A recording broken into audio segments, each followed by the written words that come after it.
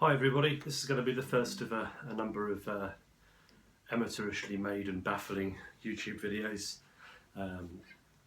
featuring the contents of my brain from various days as I slowly go mad in my practice room. There'll be a whole YouTube channel of it, so if you enjoy that sort of thing, it will be available to you. And in any case, I hope you enjoy this video, which is about the nature of extensions and upper partial harmony in jazz. And I'm going to communicate this through the something I learned a few years back called the Warne-Marsh 2-octave scale. Now, this came to me from a book by, I think his name is John Koplotsky, even, who's a guitar player who studied with Warne-Marsh back in the 80s, and he wrote an excellent book called A Jazz Life, which is kind of a mixture of a autobiographical account of studying with the guy, and also has a section where he's actually talking about the material that Warne-Marsh taught him.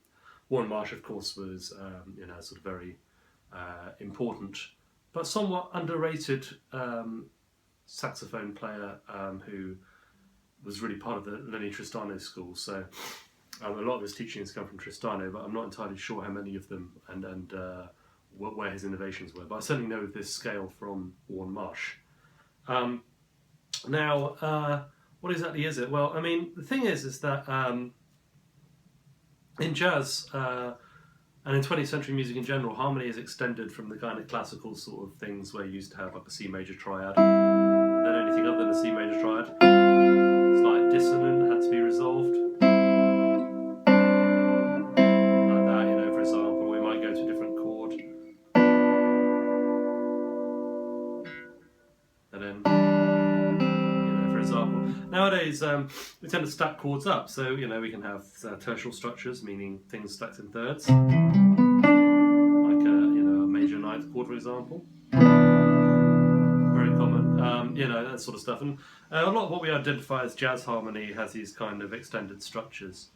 Now, what Warne was doing, I guess, was he was trying to look at the possibilities of the major scale. So, I mean, the way it works is that we're in a kind of equal tempered system now, and in equal temperament, unlike temperaments of the past, the fifths are pretty much in tune. They're slightly out. I mean, if I play a fifth in this equally tempered guitar, more or less equally tempered guitar,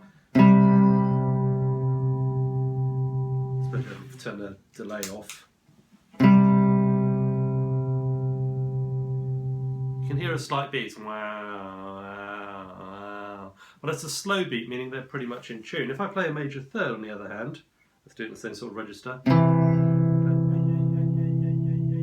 You can hear that beating, which means that interval is more out of tune. Okay, so it's fair to say that equal temperament, unlike the temperaments tuning systems of the 18th century, for example, favours fifths.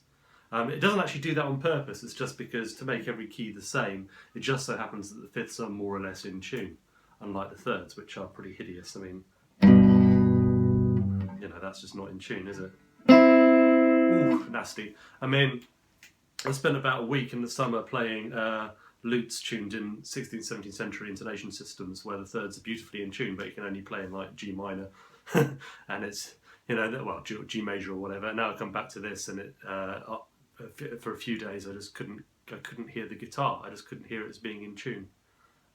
Even when I tuned up with an electronic tuner, I just couldn't stand it. And then my ears got used to equal temperament again, so it just goes to show. Anyway, so yeah, the fifths are more or less in tune. So that means that when we play, so for example, a C major chord, I'll just play an ordinary C major triad, and I'll use my freeze pedal to freeze it. Oh, it's horrible. G is actually a bit flat. Doesn't really help. I'll have to do. Yeah, that's alright. So you have the C major there, right? That's being sustained by my Electro-Harmonix freeze pedal, which is a very nice little toy. And then if I put something a fifth up on that, so I put a G major triad, you get that. It sounds nice, or I could use an E minor triad as well. But I mean, maybe I could use an E minor triad.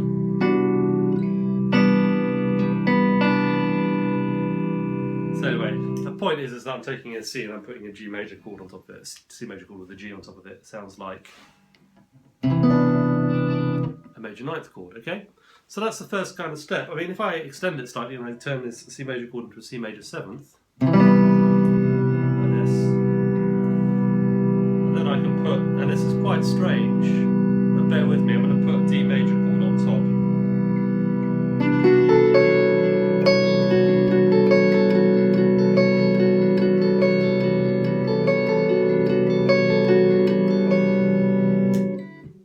So that is strange, isn't it? Because that C sharp and the D major seventh chord is not something, you know, if I kind of try and play those two things together, that's obviously very dissonant. If I start to populate the chord, especially with notes from, let's see, C major sharp 11th, then it starts to sound a bit more kind of civilized. I mean, if I actually do it like this, it sounds really pretty, right? That's a chord with a C sharp on top. So if I'm playing like a solo, and I hear a C major chord, let's get that ringing.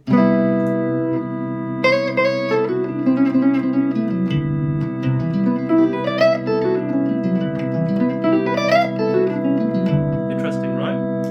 We put my carbon copy delay back on for that.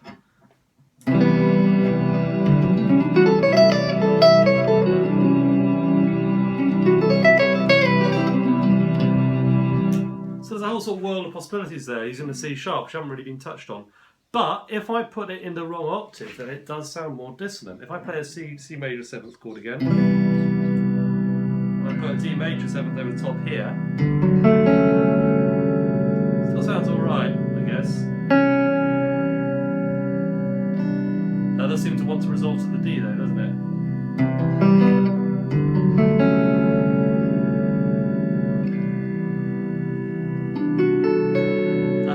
Consonant, I think we can agree, hopefully.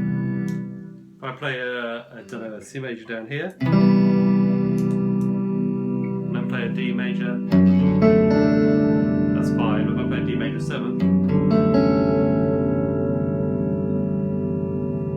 it does sound more uneasy. If I play a C sharp down here, then it sounds properly dissonant.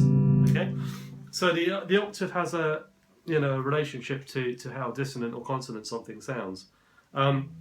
Anyway, so Warren, obviously, is a sax player, so he couldn't do this, but you can demonstrate it at the piano by holding down the sustain pedal. In fact, much better than I can really on the guitar. If I play this chain of thirds, so we're going to go C, E, G, B, D, F sharp, A, C sharp, like that.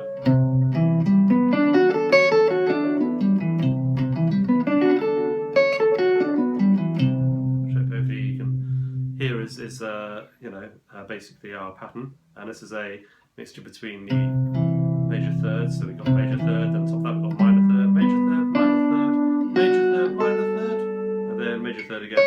And we can keep going up actually. Shall I just demonstrate how it sounds if we keep going up?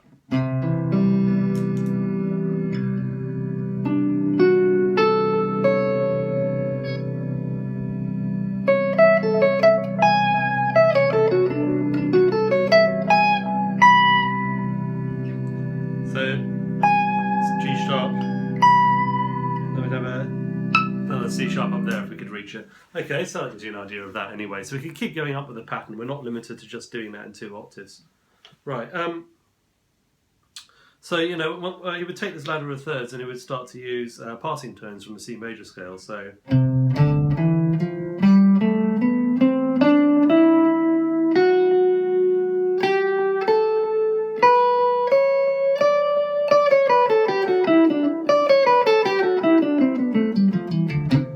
kind of going from, it's almost like you're going from C major in the first octave to kind of D major in the second octave. That's one way to look at it. And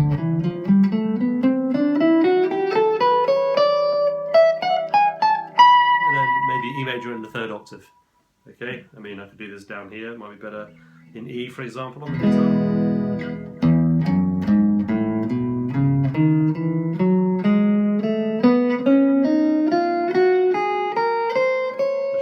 Right, let me try that again. Sounded good though, whatever it was. 1, 2, 3, 4, 5, 6,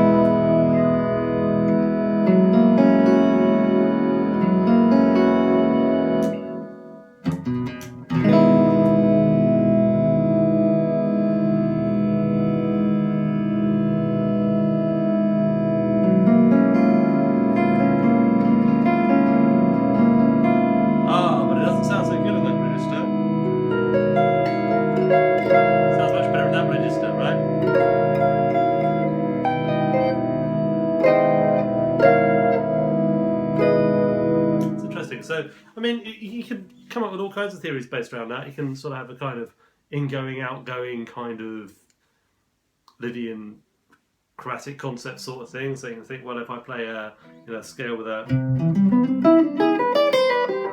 maybe a sharp 5 or something in it,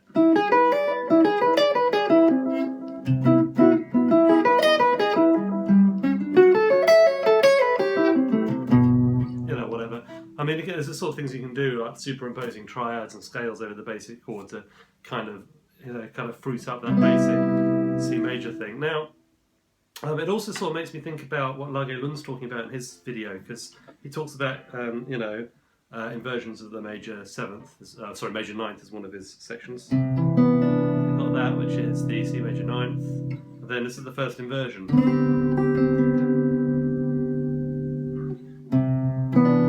But it kind of doesn't quite work in that range, because that D in the bass. Isn't it? And then you got the next one is I'm trying to remember now, this one here, which has got the E in the bass. That's a bit easier to deal with. So I mean, it'll work better high register if I just play. So I mean, imagine the bass is a C. Well, actually, you don't have to, because I can play it on my freeze pedal. There you go, C in the bass. So I would go. Now I want to put the.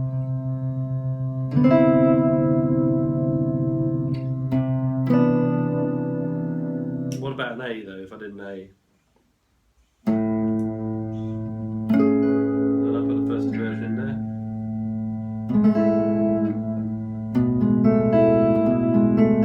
It clashes a bit, right? If I do it maybe in F, which is bass note. So that's your bass note, and then over the top I'm going to play this chord. And that does sound like a major 9th, right?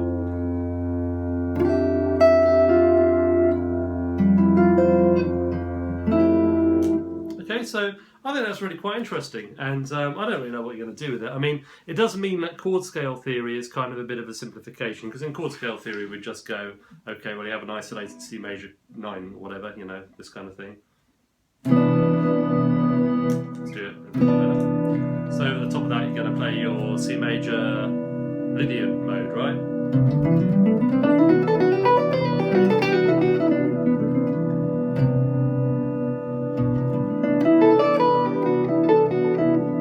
Whatever kind of intervallic kind of way you want to, and that will give you that kind of sound. But the thing is that that is not the same as that, is it? If I play like a C major sharp 4, that's a different entity from a C major sharp 11.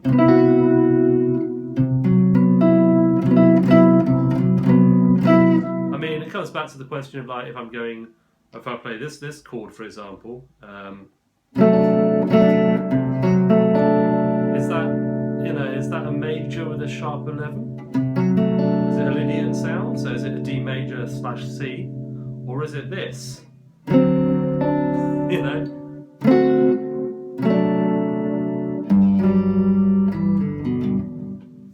mileage may vary. And I think the way you hear music and the way you hear these other notes, I mean, partly it's been conditioned by the way we've listened to contemporary and sort of post-bop jazz over the past 50 years, whatever, which is not an insignificant amount of time. So maybe our ears are more used to hearing these sharp 4s and things, not in relation to some imaginary root, but in relation to the base of the chord. So everything becomes modal, right? So that is a Lydian chord and not a version of D7.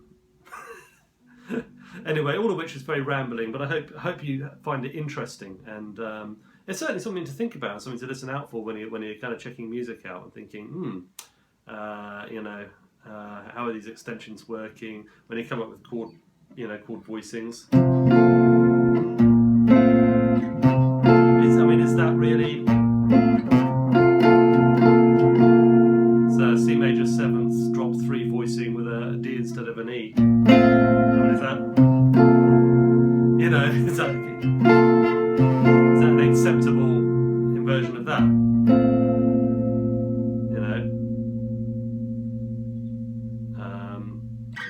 Or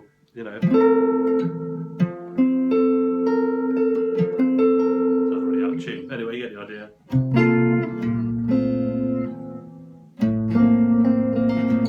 Anyway, hours of fun.